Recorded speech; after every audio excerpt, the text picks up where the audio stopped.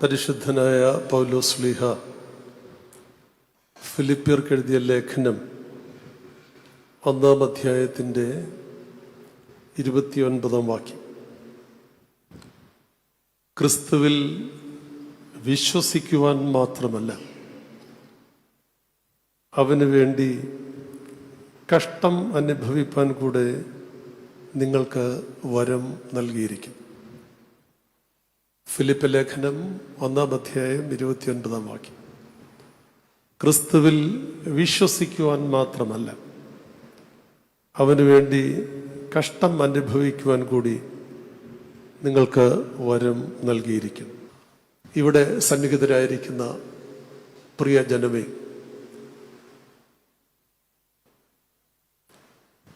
ഇന്ന് നിങ്ങളുമൊത്ത് ചിന്തിക്കുവാൻ ഞാൻ ആഗ്രഹിക്കുന്ന ഒരാശയം സഹന വഴികളെക്കുറിച്ചാണ്. ജീവിതത്തിൽ സഹന വഴികളിലൂടെ സഞ്ചരിക്കാത്ത ആരെങ്കിലും ഉണ്ടാകും എന്ന് ഞാൻ കരുതുന്നു.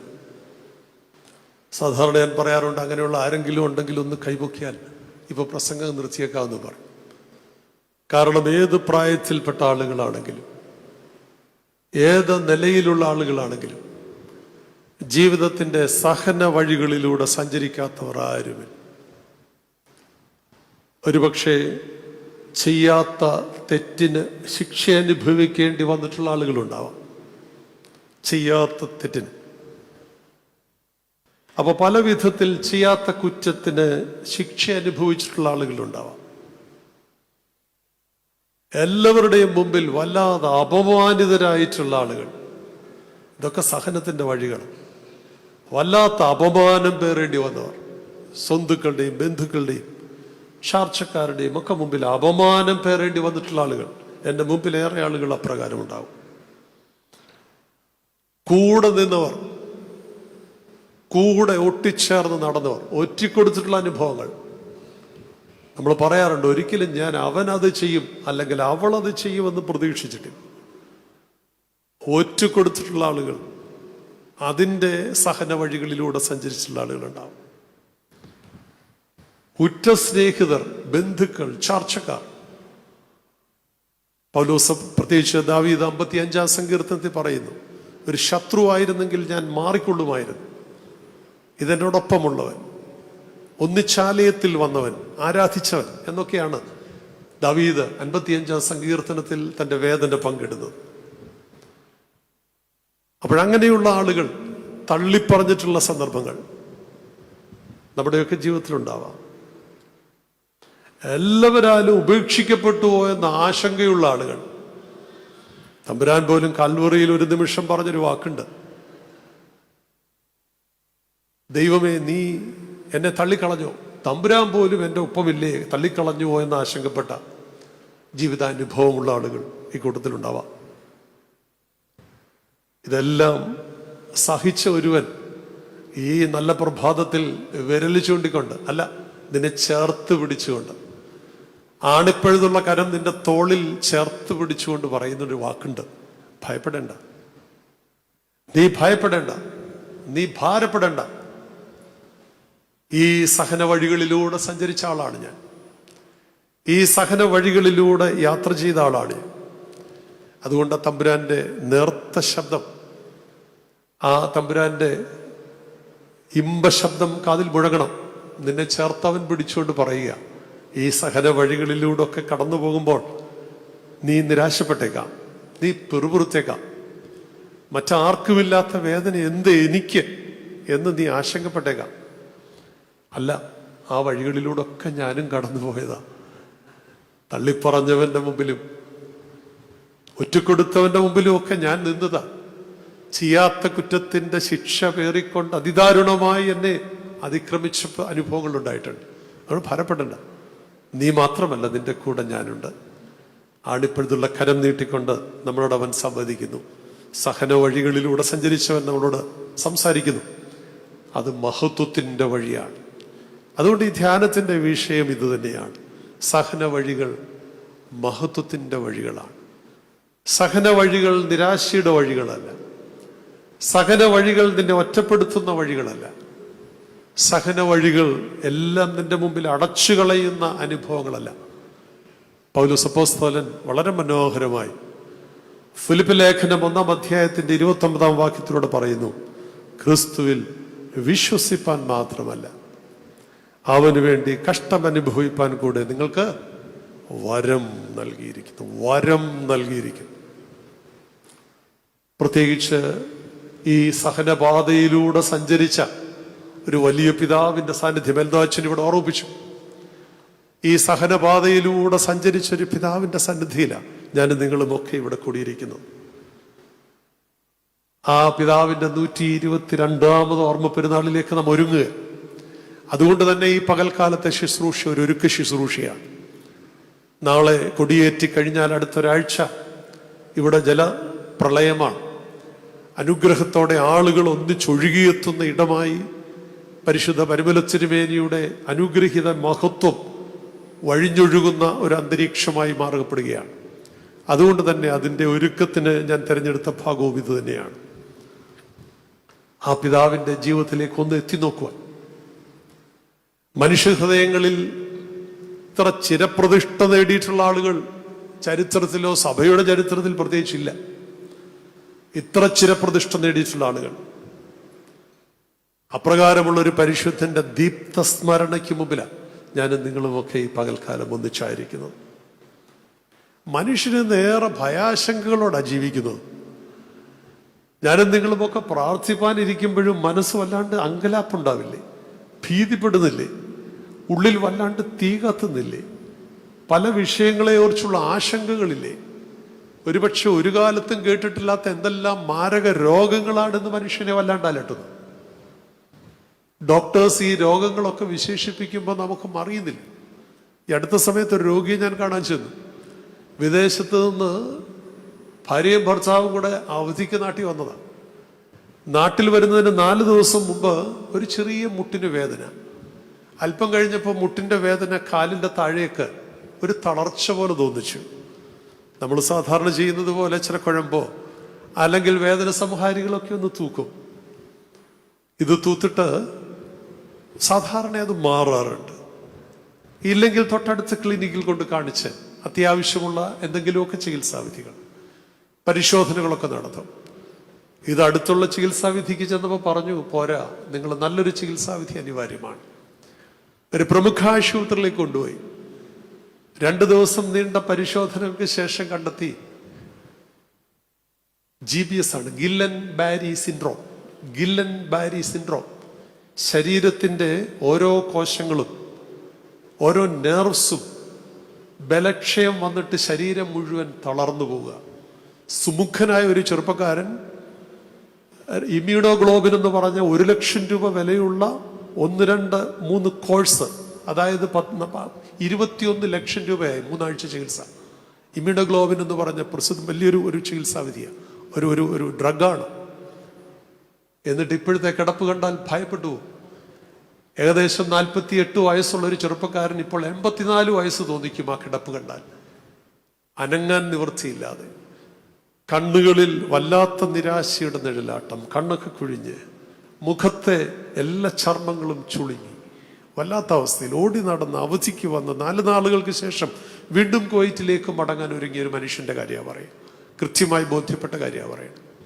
അപ്പൊ ഞാൻ പറഞ്ഞത്, ഇതുപോലെയുള്ള സംഭവങ്ങൾ നമുക്ക് ചുറ്റും നിരാശയുടെ വല്ലാത്ത ഭയാശങ്കകളോടുകൂടിയാണ് മനുഷ്യൻ ഇന്ന്. എല്ലാവരും ഓടി നടക്കുന്നുണ്ടെങ്കിലും മനസ്സ് വല്ലാണ്ട് അസ്വസ്ഥപ്പെടുന്നൊരു കാലത്താണ് ജീവിക്കുന്നത്. ക്ഷണികമായി ജീവിതം എങ്ങനെയും ജീവിച്ച് തീർക്കുവാൻ മനുഷ്യൻ തത്രപ്പെടുമ്പോൾ, കേവലം 54 വയസ്സ് പ്രായമുള്ളൊരു മനുഷ്യൻ ലോകത്തോട് വിളിച്ചു പറഞ്ഞു, സഫലമായൊരു ജീവിതം നയിച്ചു. സഫലമായൊരു ജീവിതം നയിച്ചു. ദൈവസന്നിധിയിൽ ഇന്ന് മധ്യസ്ഥനായിരിക്കുന്ന പരിശുദ്ധ പരിമല തിരുമേനിയുടെ സന്നിധിയിലാണ്. അതുകൊണ്ട് നീ ഭാരപ്പെടുന്നു, നീ സങ്കടപ്പെടുന്നു, നീ നിരാശപ്പെടുന്നു, ഏത് വിഷയങ്ങളും ദൈവസന്നിധിയിലേക്ക് ഇറക്കി വയ്ക്കുവാൻ സാധിക്കുമോ? അതെ, ആ പിതാവിൻ്റെ ജീവിതം അർത്ഥപൂർണമാണ്. എത്ര മഷിക്കൂട്ടും എത്ര അക്ഷരക്കൂട്ടും ചേർത്ത് വെച്ച് എഴുതിയാലും രചിച്ചാലും അവസാനിക്കാത്ത ഒരു നീർച്ചാലു പോലെയാണ്. അത്ര ചടുലവും ദീപ്തവുമായൊരു ജീവിതം നയിച്ച ഒരു പുണ്യപിതാവിൻ്റെ പദാന്തികത്തിലാണ്, പെരുന്നാളാഘോഷത്തിന് നാന്തി കുറിച്ചുകൊണ്ടുള്ള ഈ ദിനത്തിലാണ് ഞാനും നിങ്ങളുമൊക്കെ ഇവിടെ ആയിരിക്കുന്നത്. 19-ാം നൂറ്റാണ്ടെന്ന് പറയുന്നത് തന്നെ, അതിൻ്റെ ഉത്തരാർത്ഥം എന്ന് പറയുന്നത് വല്ലാതെ ഇരുളടഞ്ഞൊരു കാലഘട്ടമായിരുന്നു. വാസ്തവത്തിൽ ചരിത്രത്തിൽ വല്ലാതെ ഇരുളടഞ്ഞ കാലഘട്ടം. ഉച്ചനീചത്വങ്ങളും തൊട്ടുകൂടായ്മയും തീണ്ടലും സവർണരും അവർണരും തമ്മിലുള്ള വ്യത്യാസമൊക്കെ വല്ലാണ്ട് വർദ്ധിച്ച്, പ്രാർത്ഥനയ്ക്ക് ആരാധനാലയങ്ങളിൽ പോകാൻ മനുഷ്യന് അവകാശമില്ലാത്ത കാലം, പരസ്പരം പൊതുവഴികളിലൂടെ മനുഷ്യൻ നടക്കുന്നതിന് ചിലർക്ക് വിലക്ക് ഏർപ്പെടുത്തിയ കാലം. ഇങ്ങനെയുള്ളൊരു കാലത്ത് ജീവിച്ച മനുഷ്യനാണ് പരുമല തിരുമേനി. അവരെ ചേർത്ത് നിർത്തി ചരിത്രം സാക്ഷിക്കുന്നുണ്ട്. ഒരുപക്ഷെങ്കിൽ ചെങ്ങന്നൂരിന് പോകുമ്പോൾ കാളികുന്ന് പ്രദേശത്തും ചെന്നിത്തല പ്രദേശത്തും പുതുപ്പള്ളി പ്രദേശത്തും ഒക്കെ അദ്ദേഹം സഞ്ചരിച്ചപ്പോൾ ഇങ്ങനെയുള്ള ആളുകളെ ചേർത്ത് നിർത്തി പിന്നോക്കമുള്ള ആളുകളെ വിദ്യാഭ്യാസത്തിലൂടെ മുൻനിരയിലേക്ക് എത്തിക്കാൻ ഒക്കെ എത്തിച്ചിട്ടുള്ളൊരു മനുഷ്യനാണ്. ആ കാലഘട്ടത്തിൽ 4 ചരിത്ര പുരുഷന്മാർ ജീവിച്ചതാണെന്ന് അറിയാം 19-ാം നൂറ്റാണ്ടിന്റെ ഉത്തരാർത്ഥത്തിൽ. അതിൽ പ്രമുഖരായിട്ടുള്ള ആളുകളാണ് ശ്രീ ചട്ടമ്പി സ്വാമികൾ, ഒപ്പമുള്ള ആളായിരുന്നു ശ്രീ നാരായണ ഗുരു, ഒപ്പം ചേർത്തു വയ്ക്കാൻ കഴിയുന്ന ആളായിരുന്നു ശ്രീ അയ്യങ്കാളി. ഇവരൊക്കെ ഒരേ കാലഘട്ടത്തിലാണ് ജീവിച്ചത്, 2-ാം ഉത്തരാർത്ഥത്തിലാണ്, 1845 ഒക്കെയാണ്, ആ കാലഘട്ടങ്ങളിലാണ്. പരുമല തിരുമേനിയുടെ അതേ കാലഘട്ടത്തിൽ ജീവിച്ച ആളുകളാണ്. അതിൽ പരുമല തിരുമേനിയാണ് 902 കടന്നു പോകുന്നത്. മറ്റുള്ളവർ ഒരു 1-2 ദശകങ്ങളിലൂടെ ഈ അന്തരീക്ഷത്തിന് മാറ്റം വരുത്തുവാൻ യത്നിച്ചത് കൊണ്ടാണ് ചരിത്രത്തിന്റെ നാളുകളിൽ കുറച്ചുകൂടെ അവർക്ക് കവറേജ് ലഭിച്ചിട്ടുള്ളത്. എന്നാൽ അവരൊപ്പം അതിനേക്കാൾ കൂടുതൽ ആധ്യാത്മികതയിലും ഭൗതികതയിലും ഈ കെട്ടകാലത്തിന് ഒരു അറുതി വരുത്തുവാൻ യത്നിച്ചിട്ടുള്ള ഒരാളാണ് പരിശുദ്ധനായ പരുമല കൊച്ചു തിരുമേനി. ഇനി മലങ്കര സഭയുടെ ചരിത്രം പരിശോധിച്ചാലോ, വളരെ പ്രക്ഷുബ്ധമായ കാലഘട്ടമാണ് 2 വിധത്തിൽ. ഒന്ന്, നവീകരണത്തിന്റെ വേലിയേറ്റം വല്ലാണ്ട് സഭാനൗകയായി ആടി ഉലച്ചിട്ടുള്ളൊരു കാലമാണ്. അവിടെ അനുഗ്രഹത്തോടെ വളരെ സമർപ്പണത്തോടെ വിശ്വാസത്തിന്റെ നങ്കൂരം ഉറപ്പിച്ചു നിർത്തിയ ഒരു പരിശുദ്ധ പിതാവാണ് പരിശുദ്ധനായ പരുമല കൊച്ചു തിരുമേനി. അപ്പൊ പരുമല തിരുമേനിയുടെ ശ്രേഷ്ഠത എന്ന് പറയുന്നത് വ്യത്യസ്ത തലങ്ങളിൽ നമുക്ക് കാണാം. അശരണരായിട്ടുള്ള ആളുകളെ ചേർത്ത് നിർത്തുവാൻ, വേദനിക്കുന്ന നീറുന്ന നെരിപ്പോട് പോലെ ജീവിതം തള്ളി നീക്കുന്ന ആളുകളെ സാന്ത്വനിപ്പിച്ച് സൗഖ്യം കൊടുക്കുന്ന, അല്ലെങ്കിൽ ജീവിതത്തിന്റെ നന്മകളിലേക്ക് കൈപിടിച്ചുയർത്തുന്ന, നിലനിന്നിരുന്ന സാമൂഹിക ഉച്ചനീചങ്ങൾക്കെതിരെ ഉച്ചത്തിൽ ശബ്ദിക്കുവാനും അവിടെ അറുതി വരുത്തുവാനും ക്രിയാത്മകമായി ഇടപെട്ട ഒരു പരിശുദ്ധന്റെ ഓർമ്മയ്ക്ക് മുമ്പിലാണ് ഞാനും നിങ്ങളുമൊക്കെ ഈ നിൽക്കുന്നത്. ഈ നാളുകളിൽ ഞാനും നിങ്ങളുമൊക്കെ ആഗ്രഹിക്കുന്നുണ്ട്, ദൈവമേ, അന്ധകാരം വല്ലാണ്ട് വമിക്കുന്ന ഈ കാലഘട്ടത്തിൽ പരുമല തിരുമേനിയെ പോലെയുള്ള പ്രകാശഗോപുരമൊന്നും ഇല്ലെങ്കിലും ചെറിയ വെളിച്ചം പകരുന്ന ചെറിയ ചെറിയ ചില ചരാതുകളെങ്കിലും ഉണ്ടായിരുന്നെങ്കിൽ എന്ന് ഏറെ ആശിച്ചു പോകുന്ന ഒരു കാലഘട്ടത്തിലാണ് ഞാനും നിങ്ങളുമൊക്കെ ഇവിടെ ജീവിക്കുന്നത്. മലങ്കര സഭയുടെ ചരിത്രത്തിന്റെ ഏടുകളിൽ എക്കാലവും ദീപ്തസ്മരണ ഉയർത്തുന്ന ഒരു പിതാവാണ് പരിശുദ്ധനായ പരുമല കൊച്ചു തിരുമേനി. ഭാരതത്തിന്റെ ദാർശനിക ചിന്തകനായിട്ടൊക്കെ വിശേഷിപ്പിക്കുന്ന, പ്രത്യേകിച്ച് മലയാളികളുടെ ഒരു സ്വകാര്യ അഹങ്കാരം എന്നൊക്കെ വിശേഷിപ്പിക്കാറുണ്ട് അദ്ദേഹത്തെ. അങ്ങനെയുള്ള ഒരാളാണ് ഗുരു നിത്യ ചൈതന്യയതി. അദ്ദേഹം ഒരിക്കൽ വിശേഷിപ്പിച്ചിട്ടുണ്ട്, ആരാണ് മഹത്തുക്കളായിട്ട് എണ്ണാൻ സാധിക്കുന്ന ആളുകൾ? അതിന് അദ്ദേഹം കൊടുക്കുന്ന നിർവചനവും വ്യാഖ്യാനവും വളരെ മനോഹരമാണ്. അദ്ദേഹം പറയുന്നത്, താൻ ജീവിക്കുന്ന ചുറ്റുപാടുകളെ, താൻ ജീവിക്കുന്ന കാലഘട്ടത്തെ ദീപ്തമാക്കാൻ കഴിയുന്ന ആളുകളെയാണ് മഹത്തുക്കൾ എന്ന് എണ്ണാൻ സാധിക്കുക. അങ്ങനെയെങ്കിൽ പരിശുദ്ധ പരുമല തിരുമേനി എത്ര ശ്രേഷ്ഠനാണ്! താൻ ജീവിച്ച കാലഘട്ടമെന്നല്ല, കാലം ചെയ്ത് കാലയവനികയ്ക്കുള്ളിൽ മറഞ്ഞെന്ന് 100 വർഷമല്ല 122 വർഷം പിന്നിടുമ്പോഴും ഇന്നലെ എന്നതുപോലെ ഇന്നും പരുമലയും പരിസരവും ജനസമുദ്രമാകുന്നത് അത് സഭാവിശ്വാസികൾ മാത്രമല്ല, നാനാ ജാതി മതസ്ഥർ. ഇനിയിപ്പോ നാളെ തുടങ്ങി എല്ലാ വഴികളിലും പരുമലയിലേക്കുള്ള വഴികളായി തീരുകയാണ്. കേരളത്തിലെ എല്ലാ വഴികളും പരുമലയിലേക്ക്. കേരളം മാത്രമായി. കഴിഞ്ഞ ആഴ്ച ഞാൻ ഭോപ്പാലിലായിരുന്നു. അവിടുന്ന് വണ്ടി ബുക്ക് ചെയ്ത് വരിക ആളുകൾ. ബോംബെയിൽ നിന്ന്, മദ്രാസിൽ നിന്ന്, സഭയുടെ ലോകത്തിന്റെ വ്യത്യസ്ത ഇടങ്ങളിൽ നിന്ന് ഈ പരുമലയിലേക്ക് പ്രവഹിക്കുന്നതിന്റെ കാരണം മറ്റൊന്നുമല്ല, ഈ പിതാവിന്റെ സ്വാധീനമാണ്. ഈ പിതാവ് ഇന്നും ചരിത്രത്തിനപ്പുറം കാലയവനികയ്ക്കുള്ളിൽ മറഞ്ഞിട്ടും ഇന്നും ദീപ്തമാക്കുന്ന ഒരു മഹത്വത്തിന്റെ കിരണമായി, പ്രഭാഗോപുരമായി ഇന്ന് അവശേഷിക്കുന്നുണ്ടാവും. ആ പിതാവ് സഹന വഴികളെ മഹത്വത്തിന്റെ വഴികളാക്കി. നമ്മുടെ തീം അതാണല്ലോ. ഈ പകൽക്കാലത്തെ കൂട്ടായ ചിന്തയുടെ ഭാഗവും അതിൻ്റെ മുഖ്യമായ തീമും അത് തന്നെയാണ്. മഹത്വ വഴികളാക്കി തീർക്കുക, സഹന വഴികളെ മഹത്വ വഴികളാക്കി തീർക്കുക. അതെ, ഈ പരിശുദ്ധ ജീവിതത്തിലേക്ക് നമ്മൾ എത്തി നോക്കുവാനായിട്ടാണ് കുറിവാക്യമായിട്ട് ഫിലിപ്പ് ലേഖനം 1-ാം അധ്യായത്തിന്റെ 29-ാം വാക്യം എടുത്തത്. വീണ്ടും ആ വാക്യം ഓർക്കാം. ക്രിസ്തുവിൽ വിശ്വസിപ്പാൻ മാത്രമല്ല, പിന്നെയോ അവന് വേണ്ടി കഷ്ടം അനുഭവിപ്പാനായി നമുക്ക് അവൻ വരം നൽകിയിട്ടുണ്ട്. ദൈവം നമുക്ക് നൽകിയിരിക്കുന്ന ഏറ്റവും വലിയ വരം എന്താണെന്നറിയാം? ഏറ്റവും വലിയ വരം എന്നതാണ് നമ്മുടെ ജീവനാണ്. ജീവനുള്ളത് കൊണ്ടല്ലേ നമ്മളിവിടെ ഇരിക്കുക. സ്വത്തും പണവും ഒക്കെ അതൊക്കെ പോവും. നമ്മുടെ ജീവനാണ് ദൈവം നൽകിയ വരം ഒരു മനുഷ്യന്. ദൈവത്തിന് നമുക്ക് മടക്കി കൊടുക്കാൻ എന്താ? കുറെ കാശ് കൊണ്ട് പണപ്പെട്ടിയിടുന്നതല്ല ദൈവത്തിന് കൊടുക്കാൻ പറ്റുന്നത്. ദൈവത്തിന് എന്താ നമുക്ക് മടക്കി കൊടുക്കാനുള്ളത്?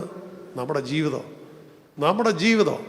തമ്പുരാന് പ്രീതികരമായ ഒരു ജീവിതം നമുക്ക് മടക്കി കൊടുക്കാനായിട്ട് സാധിക്കുമോ? അപ്പൊ ജീവനെ ജീവിതമാക്കി തീർക്കുന്നതാണ് ജീവിത വിജയം. പരിശുദ്ധ പരിമലത്തിരുമേനി മനോമുഖരങ്ങളിൽ ചിരപ്രതിഷ്ഠ നേടാനുള്ള കാരണം തൻ്റെ ഹ്രസ്വമായ 54 വർഷം മാത്രം ദൈർഘ്യമുള്ള നമ്മുടെ ആയുസ്സിനോടൊക്കെയും നമ്മുടെ വയസ്സോടൊന്നൊന്ന് ചേർത്ത് വെച്ച് നോക്കി.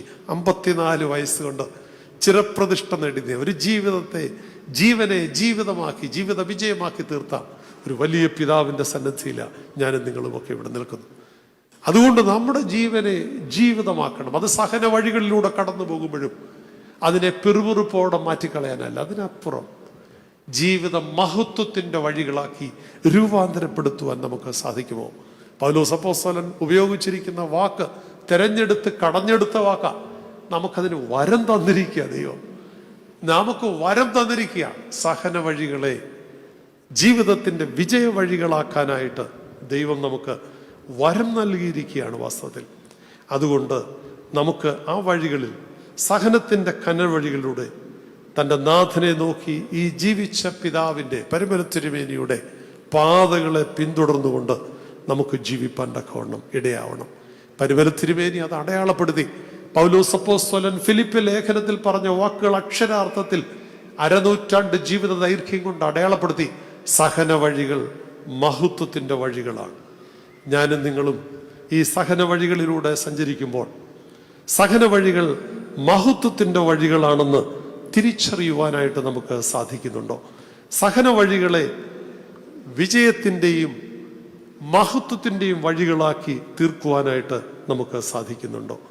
മനുഷ്യന്റെ സഹന വഴികൾക്ക് വിരാമമിടാനായിട്ട് ശാസ്ത്രം വിചാരിച്ചിട്ട് നടക്കുന്നില്ല. ശാസ്ത്രത്തിന്റെ കണ്ടുപിടുത്തങ്ങളൊക്കെ ഇന്ന് ശാസ്ത്രം ദ്രുതഗതിയിൽ വളർന്നുകൊണ്ടിരിക്കുകയാണ്.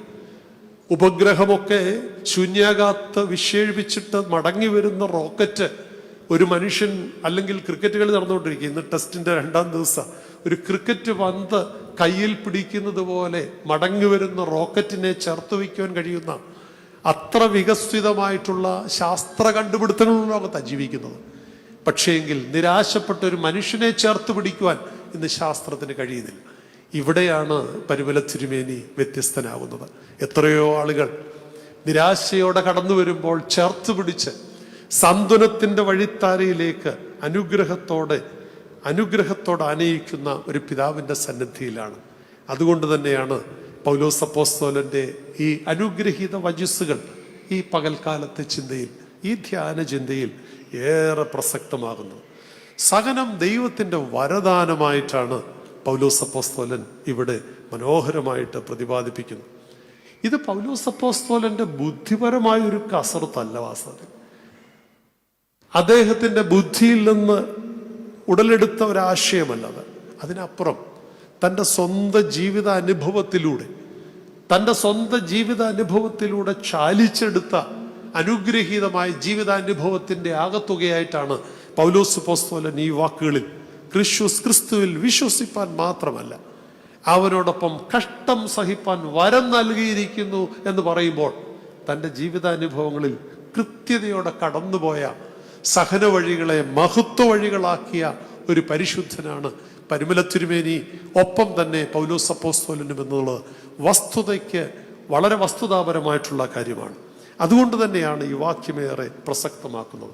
രണ്ട് തലങ്ങളിലേക്കുള്ള ചിന്തയാണ് നിങ്ങളുമൊത്ത് ഞാൻ പങ്കിടാനായിട്ട് ആഗ്രഹിക്കുന്നത്. ഒന്ന്, ഈ സഹനത്തിൻ്റെ വഴികൾ മഹത്വ വഴികളാകണമെങ്കിൽ പരമപ്രധാനമായ അതിൻ്റെ അടിസ്ഥാന ഘടകം സഹനത്തെ കഷ്ടാനുഭവത്തിൻ്റെ പങ്കാളിത്വമാണെന്നുള്ള തിരിച്ചറിവ് നമ്മളുണ്ടാകുമ്പോഴാണ്. അതുകൊണ്ട് ഞാൻ അടിവരയിടുന്നത് സഹനങ്ങൾ ക്രിസ്തുവിൻ്റെ കഷ്ടാനുഭവത്തിൽ പങ്കാളികളാകാൻ ദൈവം നമുക്ക് തരുന്ന അവസരങ്ങളാണെന്ന് തിരിച്ചറിയാൻ സാധിക്കുക. ഇത് പലപ്പോഴും നമുക്ക് സാധിക്കാത്ത കാര്യമാണ്. ഒരു ചെറിയ വിഷയം വരുമ്പോൾ നമ്മുടെ മനസ്സ് ബേജാറാകും, വല്ലാണ്ട് നമ്മൾ വല്ലാതെ നിരാശപ്പെടും. നമ്മൾ ദൈവത്തെ പോലും പലപ്പോഴും ചോദ്യം ചെയ്യും. പലപ്പോഴും പ്രാർത്ഥനകൾ പോലും നമ്മൾ മുടക്കിക്കളയും. പള്ളിയിൽ ആരാധന പലപ്പോഴും നമ്മൾ മുടക്കും, നമ്മുടെ ദേഷ്യം വർദ്ധിച്ചിട്ട്. എന്നാൽ സഹന വഴികളെ എൻ്റെ ദൈവത്തിൻ്റെ അനുഗ്രഹത്തോട് അവൻ്റെ കഷ്ടാനുഭവത്തോട് ചേർത്ത് വയ്ക്കുവാൻ ദൈവം നമുക്ക് തരുന്ന അവസരമാണെന്ന് ചിന്തിക്കാൻ സാധിക്കുമോ? അതെ, സഹന വഴികൾ മഹത്വ വഴികളായി പരിണമിക്കണമെങ്കിൽ അടിസ്ഥാനപരമായി എൻ്റെ മനോഭാവത്തിൽ മാറ്റമുണ്ടാവണം. എന്താണ് ആ മാറ്റം? ഓരോ സഹനങ്ങളും എൻ്റെ തമ്പുരാൻ്റെ കഷ്ടാനുഭവത്തോട് ചേർത്ത് വയ്ക്കുവാൻ, അല്ലെങ്കിൽ അതിൻ്റെ ഓഹരി പ്രാപിക്കുവാൻ, അത് ലഭിക്കുവാൻ എനിക്ക് കിട്ടുന്ന അവസരമാണെന്ന് തിരിച്ചറിയുവാനുള്ളൊരു വിവേകം നമുക്കുണ്ടാവണം. അവൻ്റെ കഷ്ടാനുഭവത്തിൽ പങ്കാളികളാകാൻ വരം കൊടുത്തു എന്ന് പൗലോസ് പറയുന്നതിൻ്റെ കാരണം അതാ. ദൈവം അനുഗ്രഹത്തോടെ എനിക്ക് തരുന്നൊരവസരമാണ് എൻ്റെ സഹനങ്ങളെ അതിനോട് ചേർത്ത് വയ്ക്കുവാൻ നമുക്ക് സാധിക്കുമോ? ക്രിസ്തുവിൻ്റെ കഷ്ടാനുഭവത്തിൻ്റെ ഓഹരിക്കാരാകുവാൻ പിറുപിറുപ്പോടെയല്ല, നിരാശയോടെയല്ല, അതിൽ നിന്ന് ഓടി ഒളിക്കുവാനല്ല, അതിൽ നിന്ന് രക്ഷപ്പെടാൻ ആത്മഹത്യയുടെ വഴിത്താര കണ്ടെത്തുവാനല്ല, അതിനപ്പുറം. ഒരുപക്ഷെങ്കിൽ ദാവീദ് 55-ാം സങ്കീർത്തനത്തിൽ വാചിപ്പിക്കുന്നുണ്ട്, എനിക്ക് പ്രാവിനെ പോലെ ചിറകുണ്ടായിരുന്നെങ്കിൽ ഞാൻ പറന്നുപോയി വിശ്രമിക്കുമായിരുന്നു. ഭൂമിയുടെ അറ്റത്ത് സഞ്ചരിച്ച് അവിടെ മരുഭൂമിയിൽ ചെന്ന് പാർക്കുമായിരുന്നു എന്നൊക്കെ വിശേഷിപ്പിക്കുന്നുണ്ട്. ഒരു ഓടി ഒളിപ്പിനെ കുറിച്ചും ഒക്കെ ആഗ്രഹിക്കുന്ന സന്ദർഭം നാം കാണുന്നുണ്ട്. എന്നാൽ അദ്ദേഹം പിന്നീട് അത് തിരിച്ചറിയുന്നുണ്ട്. ഈ ഓടി ഒളിക്കലോ ആത്മഹത്യയോ ഒന്നുമല്ല ഇതിനടിസ്ഥാന കാരണം. അതുകൊണ്ടാണ് പൗലോസ് അപ്പോസ്തലൻ 55-ാം സങ്കീർത്തനത്തിന്റെ 17-ാം വാക്യത്തിൽ പറയുന്നുണ്ട്. എന്താ പറയുന്നത്? ഞാൻ വൈകുന്നേരത്തും കാലത്തും സന്ധ്യയ്ക്കും സങ്കടം ബോധിപ്പിച്ചു കരയും ദൈവസന്നിധിയിൽ. അനുഗ്രഹത്തോടെ കരഞ്ഞ് പ്രാർത്ഥിച്ചുകൊണ്ട് സഹന വഴികളെ അനുഗ്രഹത്തോടെ അതിൻ്റെ മഹത്വത്തിൻ്റെ വഴികളാക്കി തീർക്കുന്ന സന്ദർഭങ്ങളാണ് നമുക്കിവിടെയൊക്കെ കാണാൻ സാധിക്കുന്നത്. അതുകൊണ്ട് അനുദിന ജീവിതത്തിൽ പ്രതിസന്ധികൾ വരുമ്പോൾ നമ്മൾ നോക്കേണ്ടത് ക്രിസ്തുവിങ്കിലേക്കാണ്. അവൻ നമ്മുടെ അപ്പനാണ്. ക്രിസ്തുവിലേക്കാണ് നോക്കേണ്ടത്. ഞാനും നിങ്ങളും ഒക്കെ മക്കളാണ്. എങ്ങനെ മക്കളായി തീർന്നത്? കൗദാശിക അനുഭവത്തിലൂടെ, വിശുദ്ധ മാമോദീസായിലൂടെ, മൂറോൻ അഭിഷേകത്തിലൂടെ, തമ്പുരാന്റെ തിരുശക്ത അനുഭവത്തിലൂടെ ഒക്കെ അവൻ്റെ മക്കളായി തീർന്നവരാ. അപ്പൻ്റെ ഓഹരിക്ക് അവകാശി ആരാ? മക്കളാ. നമ്മുടെ അപ്പൻ്റെ ഓഹരി എന്താ ഉള്ളത്? ജനിച്ച നാൾ മുതൽ തമ്പുരാന്റെ സമ്പാദ്യത്തിന്റെ ആകത്തുകയൊന്ന് പരിശോധിച്ച് ജനിക്കാൻ കിട്ടിയ ഇടമെവിടെ? കാലിത്തൊഴുത്ത സഹനത്തിന്റെ വഴിയാ. താൻ സഞ്ചരിച്ചത് ചോരക്കുഞ്ഞിനെ കൊണ്ട് മിശ്രൈമിലേക്ക് ഓടുമ്പോഴും സഹന വഴിയിലൂടെയാണ്. അവന്റെ മടങ്ങിവരവ് സഹന വഴികളിലൂടെയാണ്. സ്വന്തക്കാരും ബന്ധുക്കാരും അവനെ ഭൂതം ബാധിച്ചിരിക്കുന്നു, സമനില തെറ്റിയിരിക്കുന്നു എന്ന് പറഞ്ഞുകൊണ്ട് നടത്തിയപ്പോഴും സഹന വഴിയിലൂടെ അവൻ സഞ്ചരിച്ചത്. അതിദാരുണമായി തൻ്റെ പെറ്റമ്മയുടെ മുമ്പിൽ വെച്ച് ഒരുപക്ഷെ ഒരു കൊലപാതകിയെ ബന്ധിക്കുന്നത് പോലെ ബന്ധിച്ച് ചാട്ടവാറുകൊണ്ട് ശരീരം കീറിമുറിച്ച് തലയിൽ മുൾക്കിരീടം അണിയിച്ചുകൊണ്ട് തെരുവീതിയിലൂടെ തന്നെ തൂക്കുന്ന ക്രൂശും വഹിച്ചുകൊണ്ട് ആ മനുഷ്യൻ യാത്ര ചെയ്തത് അതിതീവ്രമായ ഈ സഹന വഴികളിലൂടെയാണ്. മരിക്കാൻ പോലും ഒരു ഇടം ഭൂമിയിൽ കിട്ടിയില്ല. ഭൂമിക്കും ആകാശത്തിനും നടുവിൽ ക്രൂശിൽ ജീവൻ വെടിയേണ്ടി വന്ന ഒരു പിതാവാണ്. ഈ അപ്പൻ്റെ സമ്പത്ത് മുഴുവൻ ഇതാ സഹനമാണ്. ഈ അപ്പൻ്റെ മുഴുവൻ സമ്പത്തും സഹന വഴികളാണ് വാസ്തവത്തിൽ. അങ്ങനെയാണെങ്കിൽ മക്കൾക്ക് അവകാശമായിട്ട് കിട്ടുന്നത് എന്താണ്? സഹനങ്ങൾ തന്നെയാണ്. അവനെ ഒന്ന് ചുംബിച്ചാൽ നിന്റെ മുഖത്ത് പറ്റുന്നത് എന്തെന്നറിയാവോ? തുപ്പല. കാരണം അവനെ കൂട്ടിക്കൊണ്ടു പോകുമ്പോൾ വേദപുസ്തകം സാക്ഷിക്കുന്നുണ്ട്, അവൻ അവരുടെ മുഖത്ത് കാർക്കിച്ചു തുപ്പി. അവനെ, ക്രിസ്തുവിൻ്റെ മുഖത്തേക്ക് അവർ കാർക്കിച്ചു തുപ്പി. അവനെ ചുംബിക്കാൻ ഞാനും നിങ്ങളും കടന്നു ചെല്ലുമ്പോൾ നമ്മുടെ മുഖത്ത് തുപ്പലാണ്. നിന്നയും പരിഹാസവും ഒക്കെ നീ പേറുമ്പോൾ ഒരുപക്ഷെ നിന്റെ ബന്ധുക്കളിൽ നിന്ന്, ചാർച്ചക്കാരിൽ നിന്ന്, നിന്നോടൊപ്പം ജീവിക്കാൻ ചിലപ്പോൾ കൂട്ടിച്ചേർത്ത ജീവിത പങ്കാളി പോലും നിന്നെ തെറ്റിദ്ധരിച്ച് ചെയ്യാത്ത കുറ്റം നിന്നിൽ ചാർത്തിക്കൊണ്ട് നിന്നെ അപമതിക്കുമ്പോൾ, നിന്റെ രക്തവും മാംസവുമായവർ നിനക്ക് എതിരായി നിൽക്കുമ്പോൾ, അതെ, ശാന്തമായി ചിന്തിക്കണം. ഇതൊക്കെ വഹിച്ചെടുത്തനല്ലേ എനിക്ക് ദൈവമായിട്ടുള്ളത്? എൻ്റെ അപ്പൻ്റെ ഓഹരി അതല്ലേ? ആ ഓഹരി പ്രാപിക്കുകയാണ് എൻ്റെ കഷ്ടാനുഭവങ്ങളിലൂടെ, സഹന വഴികളിലൂടെ എന്ന് തിരിച്ചറിയാൻ നമുക്ക് വിവേകമുണ്ടായാൽ പിന്നെ നമ്മുടെ സഹനങ്ങളല്ല, അതൊരു വരദാനമായി സ്വീകരിപ്പാൻ, അതിനെ സാന്ത്വനത്തോടെ ചേർത്ത് വയ്ക്കുവാൻ, ആ സഹന വഴികൾ പിറുപിറുപ്പില്ലാതെ സ്വീകരിപ്പാൻ നമുക്ക് സാധിക്കും. അതുകൊണ്ട് അനുദിന ജീവിതത്തിൽ നാം നേരിടുന്ന പങ്കപ്പാടുകൾ, കഷ്ടങ്ങൾ, സഹനങ്ങളൊക്കെ ദൈവത്തിൻ്റെ വരദാനമായിട്ട് നമുക്ക് എണ്ണാനായിട്ട് സാധിക്കണം. പരിശുദ്ധനായ പൗലോസ്ലീഹ തൻ്റെ സഹന വഴികളെ കർത്താവിൻ്റെ കഷ്ടാനുഭവങ്ങളോട് ഏറ്റവും ചേർത്ത് വെച്ച ആളാണ്. പ്രത്യേകിച്ചത് വേദപുസ്തകം വായിക്കുമ്പോൾ, ശ്രദ്ധയോടെ വായിക്കുമ്പോൾ നമുക്ക് മനസ്സിലാകുന്നുണ്ട്. ഗലാത്യ ലേഖനം 6-ാം അധ്യായത്തിൻ്റെ 17-ാം വാക്യത്തിൽ എത്ര മനോഹരമായിട്ടാണ് പൗലോസ് അപ്പോസ്തലൻ പറയുന്നത്. പൗലോസ് പറയുകയാണ്, ഇനി ആരും എനിക്ക് പ്രയാസം വരുത്തരുത്, എനിക്കാരും പ്രയാസം വരുത്തരുത്. 2-ാം ഭാഗത്ത് പറയുന്നു, ക്രിസ്തുവിൻ്റെ ചൂടടയാളം, ക്രിസ്തുവിൻ്റെ ചൂടടയാളം ഞാൻ എൻ്റെ ശരീരത്തിൽ വഹിക്കുന്നു. എന്തായി ക്രിസ്തുവിൻ്റെ ചൂടടയാളം? വലിയ വേദപുസ്തക പണ്ഡിതനാണ്, പ്രത്യേകിച്ച് ബിബ്ലിക്കൽ സ്കോളറാണ്, ന്യൂ ടെസ്റ്റ്മെന്റിന്റെ വില്യം ക്ലാസൻ എന്ന് പറയും. വില്യം ക്ലാസൻ എന്ന് പറയുന്ന വലിയ ദൈവശാസ്ത്രജ്ഞൻ ഈ ചൂടടയാളത്തിനൊരു കമൻട്രിയിൽ, വേദപുസ്തകത്തിൻ്റെ പ്രത്യേകിച്ച് ഈ ഗലാത്യ ലേഖനത്തിൻ്റെ കമൻട്രി മനോഹരമായ ഒരു പ്രതിപാദ്യം കൊടുക്കുന്നുണ്ട്. അന്ന് റോമ ഗവർണറായിരുന്ന ഒരാളാണ് ആൻറ്റിപേറ്റർ. ഈ ആൻറ്റിപേറ്റർ വാസ്തവത്തിൽ അദ്ദേഹത്തിൻ്റെ പ്രവർത്തനവും സംസാരവും ഒക്കെ കണ്ടപ്പോൾ അദ്ദേഹത്തിൻ്റെ അനുയായികൾക്കൊരു സംശയം, ഇദ്ദേഹത്തിന് കൈസറോട് വലിയ വിധേയത്വമൊന്നുമില്ല, കൈസറോട് വലിയ വിധേയത്വമൊന്നും കാണിക്കുന്നില്ല. ഇങ്ങനൊരു ആക്ഷേപം പരസ്യമായിട്ട് അദ്ദേഹത്തിൻ്റെ മേൽ ഉന്നയിക്കുക. വാസ്തവത്തിൽ അങ്ങനെ ഉന്നയിച്ചപ്പോൾ അദ്ദേഹം ചെയ്തത്, ഒരു പൊതുവേദിയിൽ വെച്ച് തൻ്റെ ശരീരത്തെ വസ്ത്രം നീക്കിയിട്ട് തൻ്റെ ശരീരത്തെ ചില മുറിപ്പാടുകൾ അവർക്ക് കാണിച്ചു കൊടുത്തു. ഈ മുറിപ്പാടുകൾ, ഈ ചൂടടയാളം കൈസർക്ക് വേണ്ടി ഞാൻ അനുഭവിക്കേണ്ടി വന്ന അടയാളപ്പെടുത്തലുകളാണ്. ഒരുപക്ഷെ ഈ ചൂടടയാളത്തെക്കുറിച്ച് വില്യം ക്ലാസൻ അത് സൂചിപ്പിക്കുമ്പോൾ പൗലോസ് അപ്പോസ്തലൻ പറയുക, ഞാൻ കൈസർക്ക് വേണ്ടിയല്ല, എൻ്റെ യേശുവിന് വേണ്ടി, ക്രിസ്തുവിന് വേണ്ടി ചൂടടയാളം എൻ്റെ ശരീരത്ത് വഹിക്കുന്ന ആളാണ്. പൗലോസ് അപ്പോസ്തലൻ അനുഭവിക്കേണ്ടി വന്ന യാതനകൾ, സഹനങ്ങൾ അതെണ്ണിത്തീർക്കാൻ കഴിയാത്ത വിധമുള്ളതാണ്. പ്രത്യേകിച്ച് പൗലോസ് അപ്പോസ്തലൻ ഇത് അക്കമിട്ട് നിരത്തുന്നുണ്ട്. 1-ാം കൊരിന്ത്യർ ലേഖനം 4-ാം അധ്യായത്തിൻ്റെ 8 മുതൽ 10 വരെ വായിക്കുമ്പോൾ താൻ അനുഭവിക്കേണ്ടി വന്ന വേദനകളുടെ പട്ടിക എവിടെയുണ്ട്.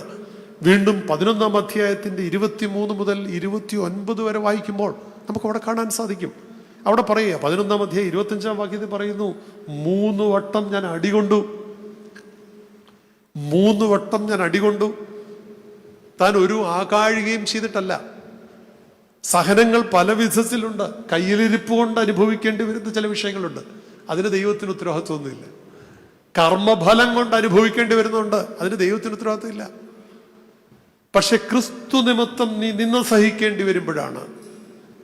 അതുകൊണ്ടാണ് തമ്പുരാൻ തന്റെ ഗിരിപ്രഭാഷണത്തിൽ 5-ാം അധ്യായത്തിന്റെ 8-ാം വാക്യത്തിൽ പറയുന്നു, നിങ്ങൾ എൻ്റെ നിമിത്തം പീഡ സഹിക്കുമ്പോൾ സ്വർഗരാജ്യത്തിൽ നിങ്ങളുടെ പ്രതിഫലം വർദ്ധിക്കുക. ഇവിടെ പൗലോസ് അപ്പോസ്തലൻ ക്രിസ്തുവിന് വേണ്ടി പറയുക, 3 പ്രാവശ്യം അടികൊണ്ടു. 25-ാം വാക്യത്തിൽ, 11-ാം അധ്യായത്തിന്റെ 25-ാം വാക്യത്തിൽ പറയുക, അടികൊണ്ടു. 24-ാം വാക്യത്തിൽ തുടങ്ങുന്നത് തന്നെ ഇങ്ങനെയാണ്. വാസ്തവത്തിൽ പറയുന്നു, യഹൂദന്മാരിൽ നിന്ന് ഒന്നുകുറെ 40 അടി. എത്ര പ്രാവശ്യം? 5 പ്രാവശ്യം. ഒന്നുകുറകെ 40 അടി അന്ന് അവിടുത്തെ ഒരു പദപ്രയോഗമാണ്, ശൈലിയാണ്. ഒന്നുകുറെ ഒരു ശിക്ഷണ നടപടിയാണ്. ഒന്നുകുറെ 40 അടി 5 പ്രാവശ്യം ശരീരം മുഴുവൻ പ്രഹരിക്കപ്പെട്ട ക്രിസ്തുവിന്റെ ശരീരം ചാലുകീറിയതുപോലെ ക്രിസ്തുവിന് വേണ്ടി ശരീരം ചാലുകീറിയ ഒരു ഭക്തനാ പൗലോസ് അപ്പോസ്തലൻ. തനിക്ക് ദണ്ഡമില്ല അതിനകത്ത്. ഒരുപക്ഷെ തൻ്റെ പൂർവ്വകാല ജീവിത അനുഭവങ്ങൾ വെച്ച് നോക്കുമ്പോൾ പൗലോസ് അപ്പോസ്തലൻ വ്യത്യസ്തമായ ഒരു അനുഭവം, സഹനം, അതിനപ്പുറമായി അത് മഹത്വത്തിന്റെ വഴിയായിട്ട് പൗലോസ് അപ്പോസ്തലൻ ഇവിടെ വിശേഷിപ്പിക്കുകയാണ്. നമുക്കിന്ന് സഹനത്തിന്റെ വഴി പരിചിതമല്ല. ഞാനും നിങ്ങളും ഒക്കെ സഹനത്തിന്റെ വഴിയെ നടക്കാൻ ഇഷ്ടപ്പെടുന്നവരല്ല. ഞങ്ങളെ പോലുള്ള ആളുകൾ പ്രസംഗിക്കുമ്പോഴും ഈ സഹന വഴികളെ കുറിച്ച് പ്രസംഗിക്കാൻ ഇഷ്ടവുമല്ല. വാസ്തവത്തിൽ ഇന്ന് മനുഷ്യൻ ഇഷ്ടപ്പെടുന്നത് പ്രോസ്പെരിറ്റി ഗോസ്പലാണ്, സമൃദ്ധിയുടെ സുവിശേഷമാണ് എല്ലായിടവും പ്രഘോഷിക്കുന്നത്. ഒരുപക്ഷെ ഈ പള്ളി നിറച്ചും ഈ പരിസരം നിറച്ചുമൊക്കെ ആള് കൂടുമായിരുന്നു.